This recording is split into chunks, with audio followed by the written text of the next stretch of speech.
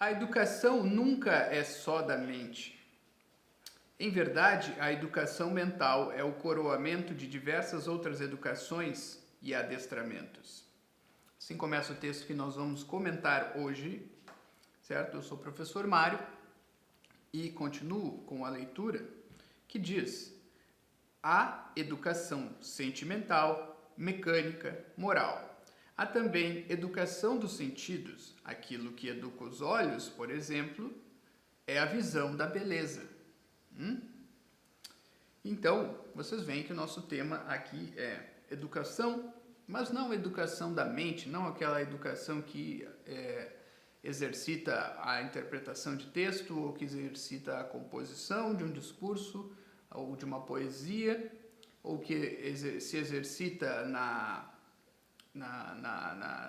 argumentação, certo? Na justificativa de argumentos, na justificativa de teses, na investigação da realidade. Não. Estamos falando de uma outra educação que pode ser chamada de adestramento também, se quiserem. Nós vamos ficar com educação, tá? Que é, por exemplo, a educação dos sentidos. Tá? Isso, se vocês pararem para pensar, vem antes, inclusive, de uma educação mental. Tá? Porque a mente, tá? Apesar de que nós tenhamos mente ao longo da vida, assim, desde muito cedo, nós não nos damos muito conta disso quando nós somos jovens, certo? Né? A nossa mente, aquilo que se passa na nossa mente, para nós é a realidade, né? Até certa idade.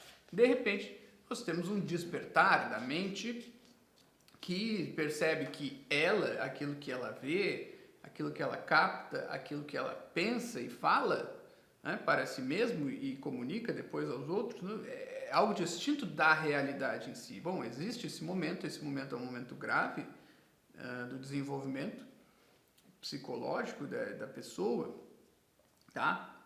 Sim, sempre temos a mente, tá? Porém, antes de ter coisas na mente, das coisas andarem revolvendo na nossa mente, nós vimos as coisas, nós tocamos as coisas, nós sentimos o odor delas, nós ouvimos, certo?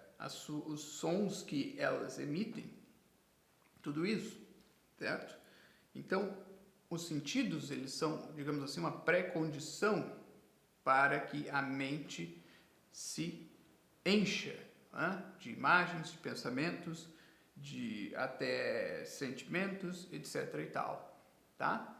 Por isso que adestrar, educar os sentidos deveria haver antes, sim, na educação, né? Pelo menos um início dessa educação dos sentidos, que nós vamos educando e mantendo educados ao longo da vida, certo? Mas o melhor momento para começar a modelar, começar a dar-lhes uma forma de captação ordenada, calma, tranquila, é desde cedo, tá? Então, assim, os olhos, como nós os educamos, entre aspas?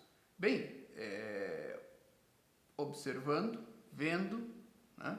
Até admirando a beleza em primeiro lugar, porque o que chama mais a atenção dos olhos é a beleza das coisas, tá? Depois nós vamos nos admirar também com a engenhosidade dos objetos, né? Nós vamos então partir para um segundo momento, nós vamos investigar como as coisas são, como elas funcionam, mas em primeiro lugar o que nos chama a atenção é a beleza.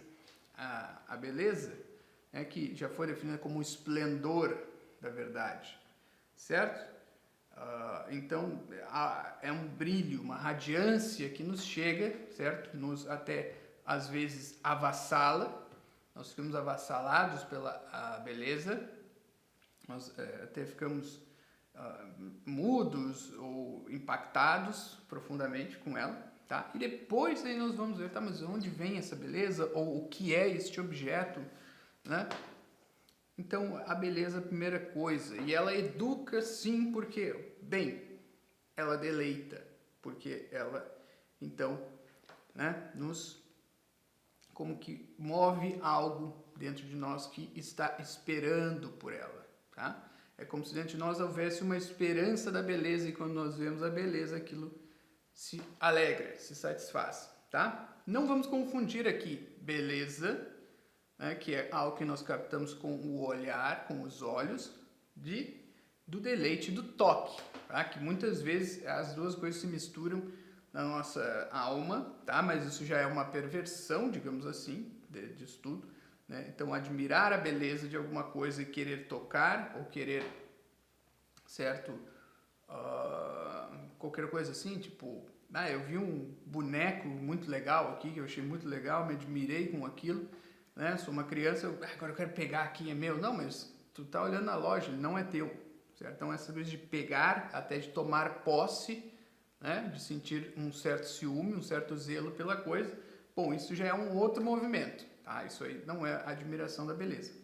A beleza nós admiramos, de longe, tá? Então, o resto pode ser uma perversão, pode ser algo até lícito, mas, certo? Em geral, já começa a ficar algo mais complicado, quando nós queremos tomar posse de alguma coisa porque é bela, tá? Então é isso, é treinar os olhos a admirar a beleza, certo? E estar contente com essa admiração e encher-se de uma certa virtude por causa dessa admiração, tá? Vamos continuar aqui. Uma provisão que todos deveríamos tomar é rodear-nos da beleza. Portanto, para educar os nossos sentidos sobre o que vale a pena, tá? Porque o que vale a pena é a beleza. É uma das coisas na vida que vale a pena. Então, vale a pena que a arquitetura de uma cidade seja, né, bela, que a arquitetura dos prédios seja bela, que o urbanismo, o planejamento urbano seja ordenado, não um caos, tá? Que se mantenham os prédios e os muros e todas as coisas que fazem parte, né, desse aspecto material da cidade, né, limpos, né, sem manchas, sem nada, tá? Tudo isso é bom em si, para nós é bom. Bom, eu vi um prédio ali, né, muito bonito, ornado, sem exageros, mas também, bom, eu me sinto bem ali, aquilo já está bom, tá? Aquilo já me satisfaz só pela beleza dele, não preciso nem entrar no prédio, né? Posso ter que entrar ou não nele, um prédio público da prefeitura, um cartório, qualquer coisa assim, mas se eu não entrar está bom, eu me satisfaço porque ele está ali e ele é belo e ele então desperta aquela coisa dentro de mim que ama a verdade. A verdade aqui, a beleza, certo? Então, o que vale a pena? A beleza, mas também o bem, né? E ver a beleza, estar rodeado de beleza, nos dá um incentivo para buscar o bem. Estar rodeado da feiura, não, nos dá um incentivo, né? Contrário de depressão, né? De queda do vigor, da virilidade, certo? E é isso que o texto continua dizendo. Há uma perversão dos olhos, tá? Que se transforma em perversão da alma, né? Em depressão, né? Em queda do tônus vital da alma, tá? Mas a perversão começa naquilo que nós vemos. Você já viu, continua o texto, e hoje ela está mais em voga do que nunca, está mais visível do que nunca. Já viu aqueles sujeitos que se enchem de tatuagens e piercings até a goela, até o branco dos olhos? Pois é, se você não educar os olhos, deixará que o capeta os eduque. Primeiro, ele vai educá-los a amar o que é meramente sensual e lúbrico. Por fim, vai convencê-lo de que o belo é pura e simplesmente o satânico. Então, isso, né? Essas são as duas etapas da perversão da beleza, né? Primeiro é o mero sensualismo, um sensualismo vazio que se encerra, que se consome em si mesmo, né? Um mero sensualismo. Depois vem o satanismo, né? O feio, né? O sensualismo ainda é algo que nós podemos dizer, não, há uma certa beleza ali, só que ela está misturada com a vulgaridade de mostrar demais coisas que deveriam ficar ocultas, certo? Por outro lado, o satânico é a adoração daquilo que é feio, que é horrível, que é pavoroso, que repele, né? Que nos causa repulsa, né? E às vezes até ódio, né? Quando nós passamos a adorar isso, amar e querer, não só estar próximo dessas coisas, como trazê-las para o nosso corpo, às vezes, bom, a perversão se consumou. Bem, continua. Mas antes da feiura ser estampada nos corpos humanos, que são sagrados, ela tomou conta de todo o resto. Tá? Então a culpa não é das pessoas, simplesmente um dia uma pessoa começa a amar aquilo que é feio e repulsivo. Não acontece assim. Na verdade, ela vê que o entorno dela em geral se deteriorou e essa deterioração começa a entrar e tomar conta da alma dela pelos sentidos, pelo olhar, principalmente. Continua. Vide os prédios agressivamente quadrados, nus de todo adorno, mesmo os mais comezinhos. Vide os cabos de energia todo emaranhados, quase a tapar o sol. Vide as ruas e calçadas esburacadas, as pichações, as vestimentas. Vide tudo isso, mas depois vai olhar outra coisa. Vai olhar outra coisa se não quiser perverter os seus olhos. Então nós sabemos, nosso ambiente aqui, especialmente no Brasil, ele está deteriorado.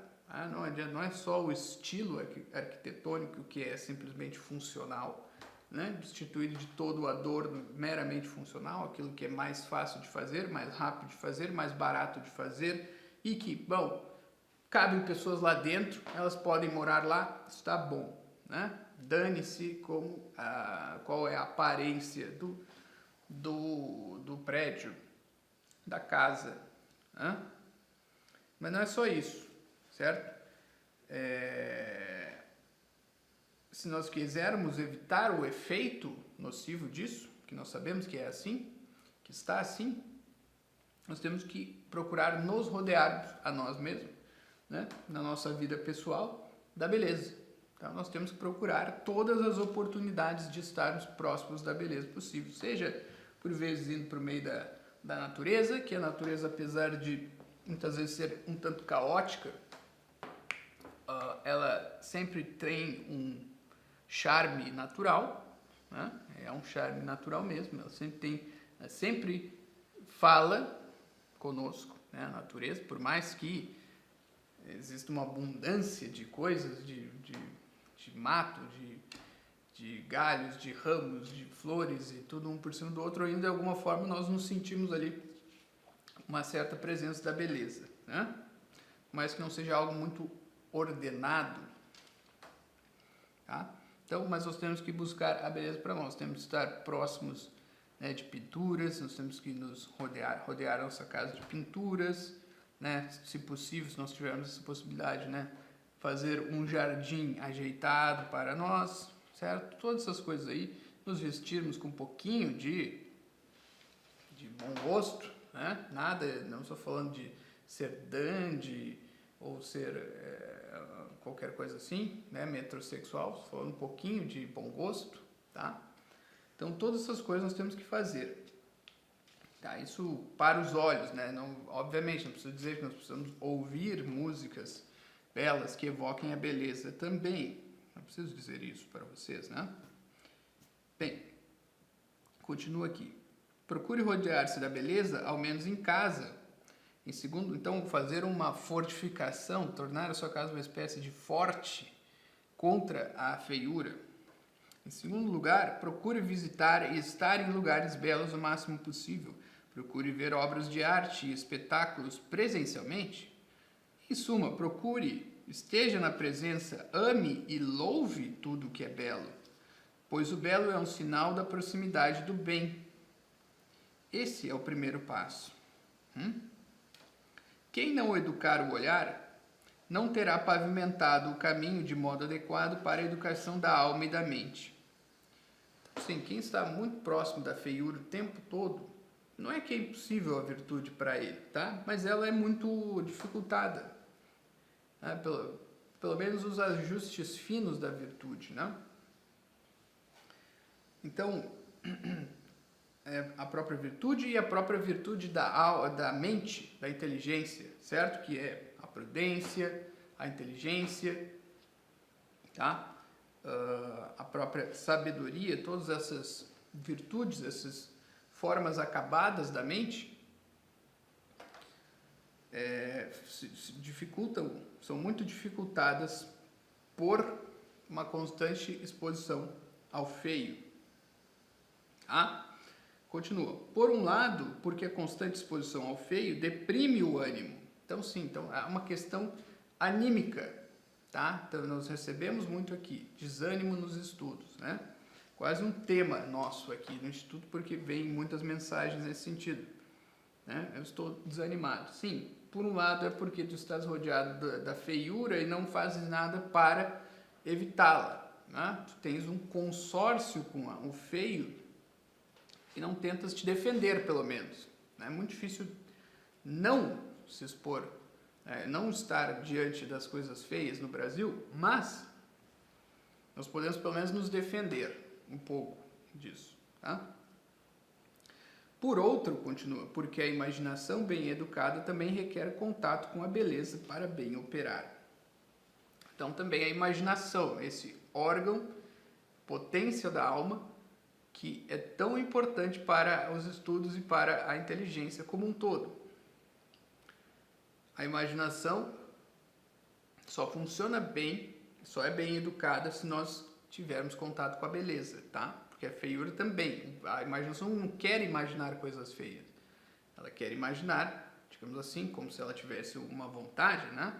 Mas ela tem uma vontade natural, né? E a vontade natural dela é imaginar coisas belas, interessantes, pelo menos, certo? E não o feio, não o deteriorado, o degenerado, o desordenado, o desorganizado. Nós não queremos pensar nessas coisas, tá? Então, por isso, se nós só estamos em contato, de novo, com as coisas feias, desordenadas, a nossa imaginação vai sofrer, ela não vai ter material para trabalhar, tá? Continua. Agora, uma questão oportuna é como corrigir a feiura que nos cerca. Então, por último, né? Como nós vamos corrigir essa feiura do Brasil, tanto, né, que é um defeito estético em tantas áreas, todas, né, da cultura, né, desde da produção artística até a própria arquitetura, até o modo de se vestir, o modo de agir, né, os modos como o brasileiro se porta mesmo, corporalmente, né? Tudo isso é, em geral, feio ou desorganizado, no geral, né? Como nós vamos resolver isso? É muito difícil, entendo, desde já. Continua o texto. Bem, infelizmente, devido a decisões mal tomadas lá atrás, por muito tempo teremos de sofrer com ela, com a feiura generalizada. E sofrer é importante. Então é importante que nós aceitemos e soframos por isso. Porque essas são as consequências de coisas que talvez nós não tenhamos muito a ver, mas é a nossa realidade, tá? E sim, os filhos pagam pelos pecados dos pais, sim, tá? E também nós temos o nosso grão, nosso quinhão de culpa sempre, né? Sabendo que nós vivemos em meio ao feio, nós fazemos todo o possível para nos defendermos e para também expressar, digamos, a beleza na nossa medida, na medida do possível para nós. Nós fazemos isso, então nós temos culpa também no cartório. Tá? Então sofrer é importante, nós temos que sofrer com isso, né? Porque sofrer é o início de uma mudança para melhor. Tá? Se nós simplesmente ignorarmos, não quisermos sofrer com o estado de coisas, nunca vai mudar, né? A maioria dos brasileiros não sofre com a feiura generalizada, com a música horrível, horripilante, com as danças tenebrosas. Não, está acostumado, acha legal, se diverte ou ignora, tá? Não, até que nós não comecemos a sofrer com essas coisas, não vai mudar. Tá? Por isso, sofrer é importante. Se fizermos o trabalho certo, porém, quem sabe num futuro ainda distante, e eu até me corrijo aqui, muito distante, nossos filhos possam ter a beleza mais acessível. Isso é crucial. Então, sim, todo brasileiro que viaja para a Europa, né? Principalmente aqueles brasileiros que nunca pensaram na questão da feiura generalizada, que é o Brasil, eles vão, que está no Brasil, que nós vemos, eles se espantam daí, né? Olha só essa arquitetura aqui tão coerente, né? Não tem um estilo arquitetônico a cada dois prédios, um estilo arquitetônico diferente e um mais feio que o outro, né? Não, é tudo bastante congruente, tudo, né? Em todo, eu sinto que eles estavam buscando expressar a beleza, estavam tentando trazer a beleza, manifestá-la. Interessante isso, né? O brasileiro nota, tem algo errado. Claro que depois ele volta para o Brasil e esquece, né? Ou com o tempo ele esquece. Nunca isso se torna uma questão, né? Então é isso, nós precisamos sofrer com a feiura, tá? E da feiura vem várias outras coisas, vários vícios morais mesmo, vem da feiura, não é que... É claro que há um vício moral de base que deu início a esse caos estético no Brasil. Sim, mas depois que o caos está instaurado, ele se torna causa de diversos males morais, certo? Porque sim, a feiura que está ali simplesmente por negligência, simplesmente por, né, a pessoa não se importar, ela causa males morais, sim, né? E é bem feito que isso seja assim, tá? Porque nós não somos seres indiferentes ao aspecto estético. O estético não nos é indiferente. Ele não é o fim último da vida? Não, talvez não. Mas ele não é indiferente de modo algum, certo? Então nós temos que pensar nisso. Em primeiro lugar, nós temos que nos defender, na minha visão, do caos estético o máximo possível, tá? Sem nos tornarmos aqueles requintadinhos, né? Pessoas supostamente requintadinhas, assim, né? Afetadas. Mas, e depois começarmos a sofrer e pensar, né, em mudanças, em grandes movimentos para mudar isso, porque disso depende bastante coisa, a meu ver, né? Então, é isso. A mensagem de hoje é essa, certo? Gostou? Curte, compartilha.